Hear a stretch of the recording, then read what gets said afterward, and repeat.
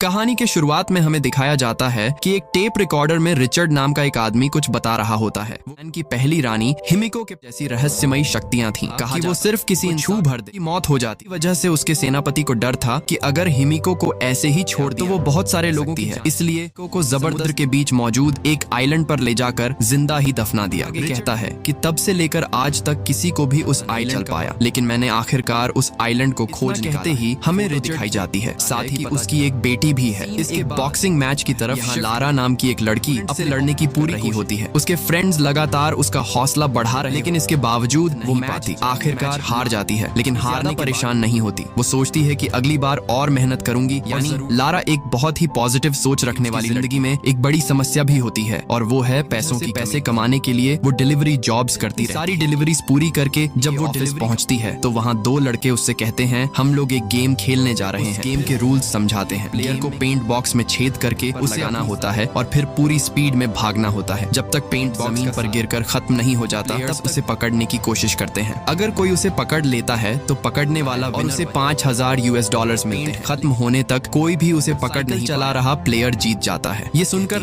मैं भी ये गेम खेलूंगी अगले सीन में शुरू करने के लिए तैयार हो जाते हैं, और पेंट चलाने वाली कोई और नहीं बल्कि लारा ही होती है। बॉक्स लगाकर आगे बढ़ती है। बाकी सभी प्लेयर्स उसके पीछे दौड़ पड़ते हैं, लेकिन लारा भी किसी से कम नहीं होती। इतनी तेज चलाती है और इतनी तेजी से गलियों के अंदर घूमती करीब तक नहीं पहुंच पाता। लेकिन इसी दौरान जब लारा साइकिल चलाते हुए जा रही होती है तो सड़क पर चलते हुए एक आदमी को देखकर उसे अपने पिता की याद। मूवी की शुरुआत में हमने जिस रिचर्ड को देखा था वही लारा के पिता होते हैं। अपने पिता आने की वजह से उसका ध्यान भटक जाता है और वो सीधे एक पुलिस कार। इसी कारण पुलिस उसे अरेस्ट कर लेती है क्योंकि वो गेम खेल रही होती है। उसी समय एना नाम की एक लेडी उसे छुड़ाने के लिए वहाँ पहुँचती है। एना से हमें पता चलता है कि लारा कोई गरीब लड़की नहीं है। असल में उसके पिता रिचर्ड एक बहुत बड़े बिजनेसमैन थे और उन्होंने काफी संपत्ति बनाई थी। लेकिन 7 साल पहले रिचर्ड लारा को छोड़कर कहीं चले गए थे। उसके बाद चाहे जितनी भी तलाश की गई, किसी को ये पता नहीं चल पाया कि वो आखिर कहाँ गए। इसी वजह से इतने साल बीत जाने के बाद सभी लोग मान चुके थे कि रिचर्ड अब इस दुनिया में नहीं है। यही कारण था कि लारा अपने पिता से नाराज रहती थी। उसे लगता था कि उसके पिता उसे अकेला छोड़कर चले गए थे, इसलिए वो उनकी संपत्ति लेने से भी इनकार कर रही होती है। तब एना उसे समझाती है, अगर तुम कंपनी आकर पेपर्स पर साइन नहीं करोगी और प्रॉपर्टी अपने नाम नहीं करोगी तो सारी संपत्ति गवर्नमेंट के पास चली जाएगी। इसके बाद लारा घर लौटती है और इसी बारे में सोचने लगती है। तभी सीन फ्लैशबैक में चला जाता है। अब हमें पता चलता है कि रिचर्ड हमेशा अपने काम की वजह से अलग अलग देशों में यात्रा करते रहते थे। एक बार जब वो कहीं जाने वाले होते हैं तो लारा को एक खास डॉलर देते हैं और कहते हैं, ये तुम्हारी माँ की निशानी है। यहीं से हमें पता चलता है कि लारा की माँ अब इस दुनिया में नहीं है। अगले दिन लारा फैसला करती है कि वो सारी प्रॉपर्टी अपने नाम करवा लेगी, इसीलिए वो कंपनी पहुंच जाती है। असल में अगर वो उन पेपर्स पर साइन कर देती तो रिचर्ड को आधिकारिक रूप से मृत घोषित कर दिया जाता और उनकी सारी संपत्ति लारा के नाम हो जाती। तभी लॉयर उसे एक पजल बॉक्स देता है। वो बताता है कि रिचर्ड ने कहा था, अगर मेरी मौत हो जाए तो ये मेरी बेटी को दे देना। लारा को ऐसे पजल सॉल्व करना उसके पिता ने ही सिखाया था। वो पजल को सॉल्व करना शुरू करती है। कुछ ही देर में बॉक्स खुल जाता है। उसके अंदर लारा और उसके पिता की एक पुरानी फोटो होती है, साथ ही एक की भी रखी होती है। इसके अलावा वहाँ एक मैसेज भी लिखा होता है। उस मैसेज में लिखा होता है, माई फाइनल रेस्टिंग प्लेस का पहला अक्षर। ये पढ़ते ही लारा को कुछ याद आता है और फिर वो सीधे उस पुराने महल जैसे घर की तरफ निकल पड़ती है जहाँ वो कभी अपने पिता के साथ रहा करती थी।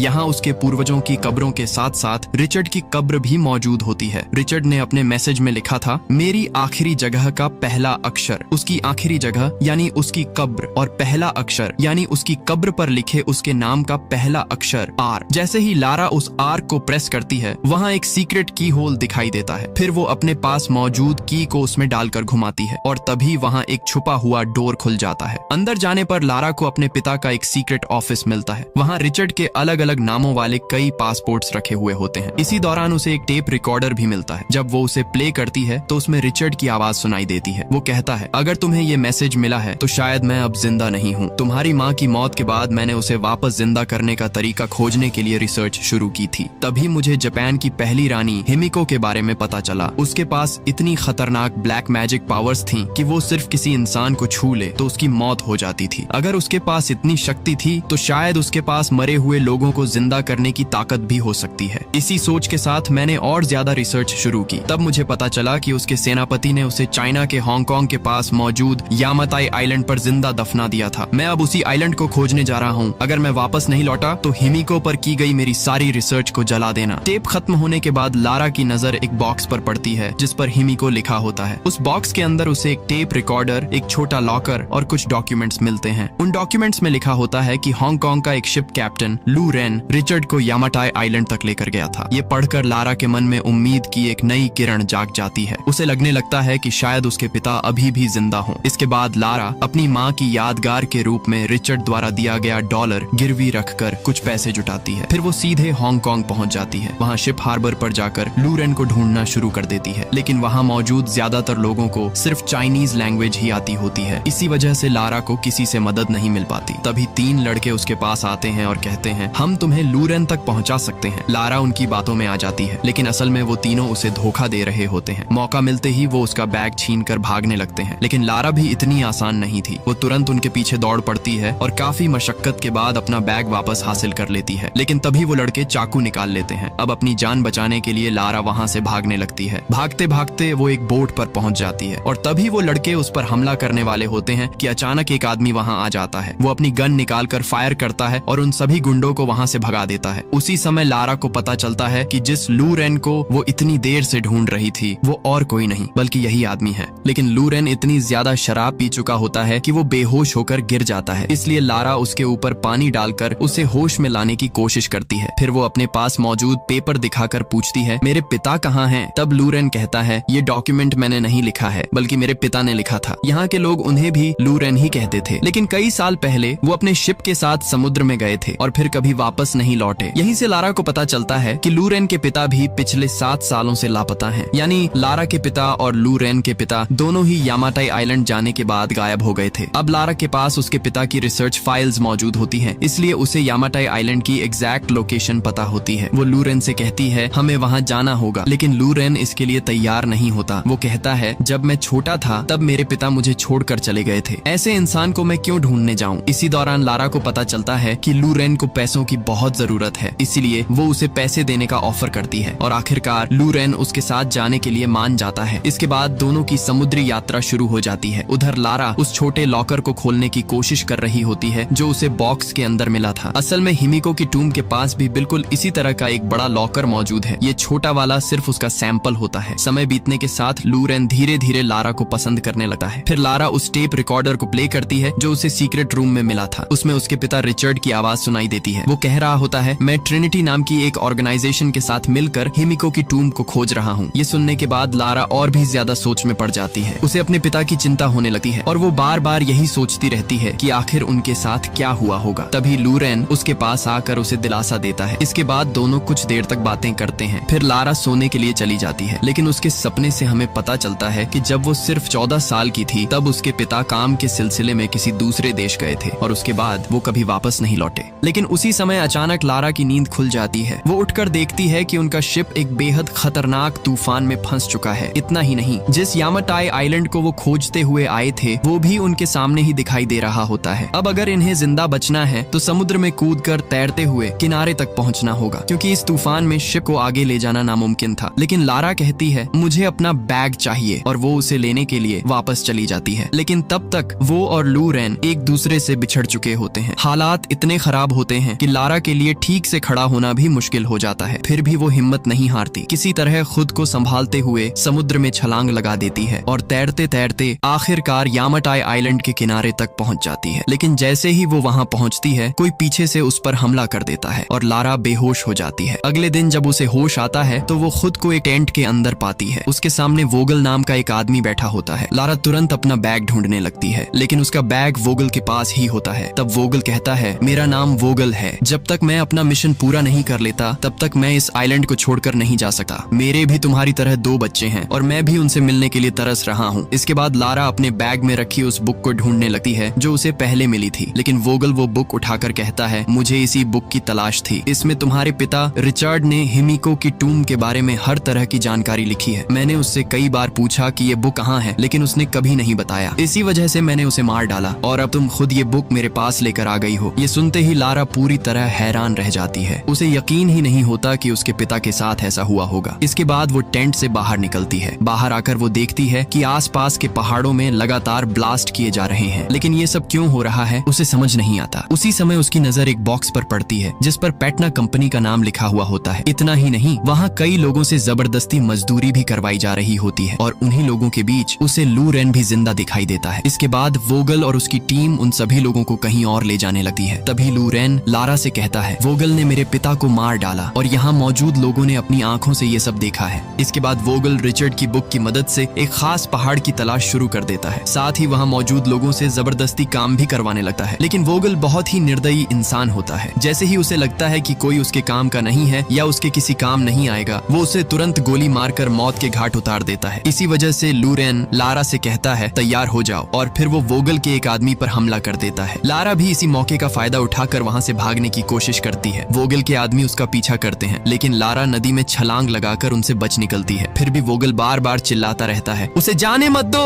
उधर लारा नदी के तेज बहाव में बहती चली जाती है। कुछ दूर आगे एक बड़ा वाटरफॉल होता है। साथ ही वहाँ एक टूटा हुआ एयरप्लेन भी फंसा हुआ दिखाई देता है। वाटरफॉल में गिरने से पहले लारा उस एयरप्लेन को पकड़ लेती है और बड़ी मुश्किल से ऊपर चढ़ जाती है, लेकिन तभी वो एयरप्लेन भी टूटकर गिरने लगता है। अब लारा किसी तरह उसके अंदर पहुंचती है और सबसे पहले अपना हाथ छुड़ाती है। उसी समय उसे वहाँ एक पैराशूट दिखाई देता है। जैसे ही एयरप्लेन नीचे गिरने लगता है, लारा तुरंत पैराशूट पहनकर छलांग लगा देती है और सुरक्षित तरीके से जंगल में लैंडिंग कर जाती है। लेकिन इसके बाद उसे पता चलता है कि उसके पेट में मेटल का एक टुकड़ा घुस गया है। हालांकि वो बुरी तरह घायल होती है, फिर भी हिम्मत नहीं हारती। खुद को संभालते हुए वो समुद्र किनारे पहुंचती है। वहां जाकर वो देखती है कि लू रेन का शिप पूरी तरह तबाह हो चुका है। अब आइलैंड से बाहर निकलने का कोई रास्ता नहीं बचा था। धीरे धीरे रात हो जाती है। लारा एक पहाड़ के नीचे आराम कर रही होती है। तभी वोगल का एक आदमी उसे ढूंढते हुए वहां पहुंच जाता है। वो लारा को पकड़कर मारने की कोशिश करता है, लेकिन लारा भी इतनी कमजोर नहीं थी। वो एक प्रशिक्षित फाइटर थी, इसीलिए वो उस आदमी के साथ जबरदस्त लड़ाई करती है और आखिरकार उसका गला दबाकर उसे मार देती है। लेकिन ये सब एक दूसरा आदमी देख लेता है। वो तुरंत वहां से भागने लगता है। लारा भी उसका पीछा करती हुई उसके पीछे दौड़ पड़ती है, लेकिन वो आदमी एक रस्सी की मदद से ऊपर चढ़ जाता है और फिर रस्सी को भी ऊपर खींच लेता है, जिससे लारा उसके पीछे नहीं जा पाती। लेकिन लारा हार मानने वालों में से नहीं होती। वो चट्टानों पर चढ़ते हुए किसी तरह ऊपर पहुंच जाती है, लेकिन ऊपर पहुंचकर जो वो देखती है उसे देखकर हैरान रह जाती है, क्योंकि वहां कोई और नहीं बल्कि उसके लापता पिता रिचर्ड मौजूद होते हैं। हालांकि रिचर्ड को इस बात पर बिल्कुल भी यकीन नहीं होता कि उसकी बेटी सच में वहां तक पहुंच गई है। उसे लगता है कि ये सब सिर्फ उसका भ्रम है, इसलिए वो लारा को नजरअंदाज करने लगता है। लेकिन लारा उनके साथ बिताए हुए पुराने और खूबसूरत पलों की बातें करने लगती है। धीरे धीरे रिचर्ड को भी यकीन हो जाता है कि उसके सामने खड़ी लड़की सच में उसकी बेटी लारा ही है। 7 साल बाद एक दूसरे से मिलकर दोनों बेहद खुश हो जाते हैं। इसके बाद रिचर्ड अपने पास मौजूद थोड़े बहुत सामान की मदद से लारा के पेट में लगी चोट का इलाज करता है। उधर वोगल को पहाड़ के अंदर एक रहस्यमयी डोर मिल जाता है। उसे देखते ही वो किसी को कॉल करके बताता है कि आखिरकार उन्हें वो डोर मिल गया है। अगली सुबह जब लारा की आंख खुलती है तो वो अपने पिता से पूछती है, आप वापस क्यों नहीं आए? तब रिचर्ड उसे पूरी सच्चाई बताता है। वो कहता है, मैं और वोगल ट्रिनिटी नाम की ऑर्गेनाइजेशन के लिए हिमिको की टूम ढूंढने आए थे। मुझे लगा था कि अगर हिमिको की टूम मिल गई तो शायद उसकी ब्लैक मैजिक पावर की मदद से तुम्हारी माँ को दोबारा जिंदा किया जा सके। लेकिन बाद में मुझे पता चला कि ट्रिनिटी ऑर्गेनाइजेशन हिमिको की शक्ति को अपने कब्जे में लेकर पूरी दुनिया पर राज करना चाहती है। इसीलिए मैंने उन्हें रोकने का फैसला किया। सब लोग यही समझते हैं कि मैं मर चुका हूँ और जब तक मैं और मेरी बुक उनके हाथ नहीं लगते तब तक उन्हें हिमिको की टूम भी नहीं मिलेगी। तभी लारा कहती है, लेकिन आपकी बुक तो अब वोगल के पास है। ये सुनते ही रिचर्ड गुस्से में आ जाता है। वो कहता है, मैंने तुम्हें कहा था कि मेरी सारी रिसर्च जला देना। तब लारा जवाब देती है, मैंने ये सब सिर्फ आपको ढूंढने के लिए किया था और अब हम किसी भी हालत में यहाँ से बाहर निकलेंगे। इसके बाद लारा वहाँ रखा बो और एरो उठाती है, क्योंकि उसे वोगल के पास मौजूद फोन हासिल करना होता है। वो चुपके से उसके कैंप की तरफ बढ़ती है। सबसे पहले वो एक गार्ड को मार गिराती है। फिर लू रेन से कहती है, गन लो और बाकी लोगों को यहाँ से बाहर निकालो। इसके बाद लू रेन गन उठाकर फायरिंग शुरू कर देता है और देखते ही देखते लारा, लू रेन और वोगल के आदमियों के बीच एक बड़ी लड़ाई छिड़ जाती है। लड़ते लड़ते लारा वोगल के टेंट तक पहुंच जाती है। वो वहाँ से फोन लेने की कोशिश कर रही होती है। तभी उसकी नजर उस रहस्यमयी डोर पर पड़ती है जिसे वोगल ने खोज निकाला था और जिसे उसके पिता भी देख रहे होते हैं। उधर लू रेन लगभग सभी गार्ड्स को खत्म कर चुका होता है, लेकिन वो लारा को वहाँ छोड़कर जाने के लिए बिल्कुल तैयार नहीं होता। उधर रिचर्ड उस डोर के पास खड़ा होता है। तभी वोगल वहाँ पहुँच जाता है और उसे मारते हुए कहता है, मैं तो इतने सालों से यही समझ रहा था कि तुम मर चुके हो, लेकिन तुम अभी भी जिंदा हो। फिर वो कहता है, अब तुम्हें मेरे लिए ये डोर खोलना ही होगा। उसी समय लारा भी वहाँ पहुँच जाती है। तब वोगल रिचर्ड के सिर पर गन तान कर धमकी देता है, अगर ये डोर नहीं खुला तो मैं तुम्हारे पिता को मार डालूंगा। अपने पिता की जान बचाने के लिए लारा कहती है, मैं आपके लिए डोर खोल दूंगी, लेकिन मेरे पिता को कुछ मत करना। और फिर वो डोर खोलने की कोशिश शुरू कर देती है। याद है, बोट में आते समय उसे जो छोटा लॉकर मिला था और जिसे वो खोलने की कोशिश कर रही थी, ये बिल्कुल उसी तरह का लॉकर होता है, लेकिन आकार में काफी बड़ा। यहाँ लारा की बुद्धिमानी देखने लायक होती है। वो इतना मुश्किल पजल कुछ ही सेकंड में सॉल्व करके डोर खोल देती है, लेकिन अंदर जाने के लिए पहले नीचे उतरना पड़ता है। सबसे पहले लारा की कमर में एक रोप बांधकर उसे नीचे भेजा जाता है। जब पता चल जाता है कि नीचे कोई खतरा नहीं है, तब बाकी सभी लोग भी नीचे उतर जाते हैं। कुछ दूर चलने के बाद उन्हें एक स्केलेटन दिखाई देता है, लेकिन तभी एक आदमी गलती से एक टाइल पर पैर रख देता है और अचानक वो एक ट्रैप में फंसकर भयानक तरीके से मर जाता है। ये देखकर सभी लोग बेहद सावधान हो जाते हैं। थोड़ा आगे बढ़ने के बाद वो फ्लेयर लाइट जलाकर नीचे देखते हैं। वहाँ हजारों स्केलेटन्स पड़े हुए दिखाई देते हैं। इसके बाद एक लैडर ब्रिज जैसी संरचना का इस्तेमाल करके सबसे पहले लारा को आगे भेजा जाता है। फिर बाकी लोग भी उसके पीछे पीछे आगे बढ़ते हैं। आगे पहुंचकर वो देखते हैं कि वहाँ कई चेहरों की पत्थर की मूर्तियां बनी हुई हैं। लेकिन तभी एक और आदमी गलती से एक टाइल पर पैर रख देता है और तुरंत उनके आगे और पीछे के दोनों डोर्स बंद हो जाते हैं। इतना ही नहीं, जिस फ्लोर पर वो खड़े होते हैं वो भी नीचे गिरने लगता है। तभी लारा सामने वाले डोर के पास जाती है और वहाँ एक होल देखती है। उसे लगता है कि शायद इन स्टोन फेसेस के पास कोई सुराग हो, इसलिए वो उन्हें ध्यान से जांचना शुरू करती है। कुछ देर बाद उसे एक स्टोन मिलता है, लेकिन जब वो उसे होल में डालती है तो कुछ नहीं होता। इसके बाद वो बाकी मूर्तियों के पास भी तलाश करती है। उसे वहाँ और भी कई स्टोन्स मिलते हैं। वो एक एक करके सभी स्टोन्स को ट्राई करती है, लेकिन कोई भी काम नहीं करता। आखिर में वो 2 स्टोन्स को एक साथ होल में डालती है और तभी डोर खुल जाता है। इस तरह सभी लोग सुरक्षित बच जाते हैं। अब उनके सामने एक टेम्पल जैसा विशाल स्थान दिखाई देता है। यहीं हिमिको की टूम मौजूद होती है। उधर बाहर लू रेन कहता है, मैं लारा को ढूंढने अंदर जाऊंगा। वहाँ मौजूद बाकी लोग भी उसके साथ चलने के लिए तैयार हो जाते हैं। इधर टेम्पल के अंदर जाते समय सभी को और भी कई डेड बॉडीज दिखाई देती हैं। असल में ये सभी हिमिको की सेना के सैनिकों के अवशेष होते हैं। कहा जाता है कि हिमिको की मृत्यु के बाद उसके सैनिक और उसका सेनापति उसे सम्मान देने के लिए अपनी जान दे चुके थे। कुछ देर बाद उन्हें हिमिको की टूम भी दिखाई दे जाती है, लेकिन वहाँ बनी पेंटिंग्स को देखकर लारा एक सच्चाई समझ जाती है। हिमिको को यहाँ जबरदस्ती लाकर जिंदा दफन नहीं किया गया था, बल्कि उसने खुद अपनी इच्छा से ऐसा किया था। इसके बाद रिचर्ड वोगल को चेतावनी देता है, इस टूम को खोलना ठीक नहीं होगा,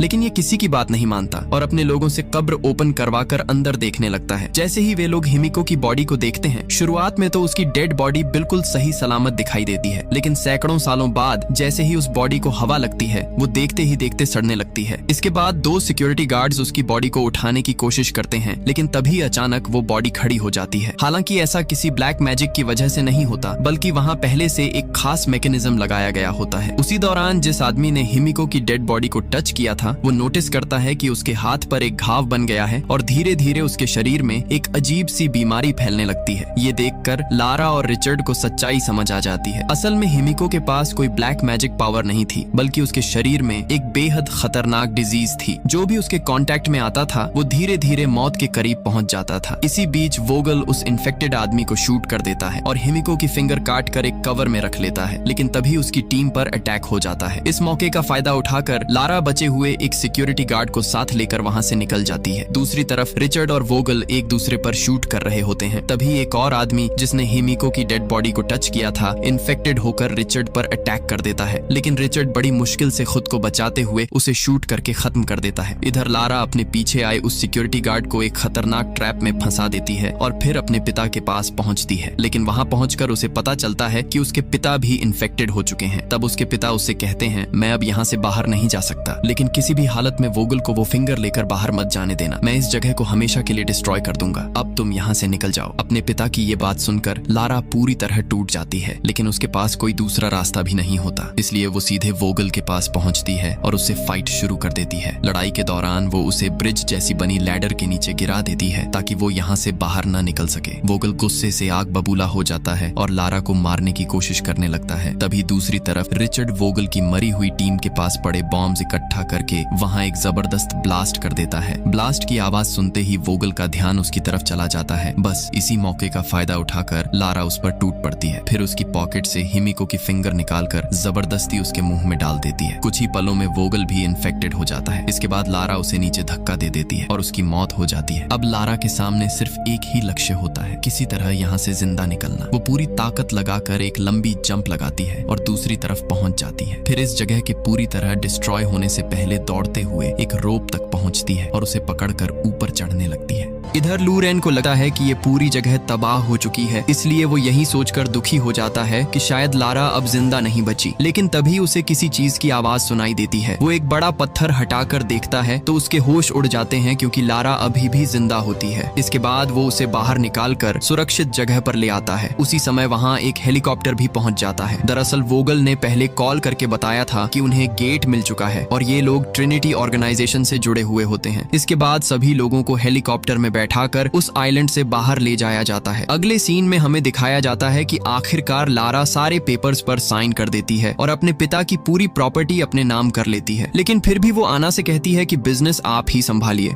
इसके बाद जब वो वहां से जाने लगती है तभी उसकी नजर एक बुक पर पड़ती है। इस बुक में उन सभी कंपनीज के नाम लिखे होते हैं जो उसकी प्रॉपर्टी का हिस्सा हैं। तभी उसकी नजर पैटना नाम की एक कंपनी पर जाती है। लारा को याद आता है कि आइलैंड पर उसे एक बॉक्स के ऊपर भी इसी कंपनी का नाम दिखाई दिया था, इसलिए उसे शक होने लगता है। इसी वजह से वो एक बार फिर अपने पिता के सीक्रेट रूम में पहुंचती है और ट्रिनिटी ऑर्गेनाइजेशन के बारे में खोजबीन शुरू कर देती है। तभी उसे एक बहुत बड़ा सच पता चलता है। उसे मालूम पड़ता है कि पैटना कंपनी और ट्रिनिटी ऑर्गेनाइजेशन के बीच सीधा कनेक्शन है, यानी पैटना उसकी अपनी कंपनी है और इतने दिनों से उसकी कंपनी को आना ही संभाल रही थी। तब लारा को समझ में आता है कि आना भी ट्रिनिटी ऑर्गेनाइजेशन का हिस्सा है। ये सच्चाई सामने आते ही लारा फैसला कर लेती है कि उसे हर हाल में ट्रिनिटी ऑर्गेनाइजेशन को रोकना होगा और इसी के साथ ये मूवी भी खत्म हो जाती है। उम्मीद करता हूँ कि आपको ये मूवी पसंद आई होगी। अगर पसंद आई हो तो कमेंट करके जरूर बताइए और साथ ही कमेंट में ये भी बताइए कि इस मूवी में लारा क्रॉफ्ट के पिता का नाम क्या था। अगर वीडियो अच्छी लगी हो तो लाइक जरूर कीजिए। तो चलिए मिलते हैं एक और अमेजिंग वीडियो में। Until then stay tuned, Flix और मूवीज।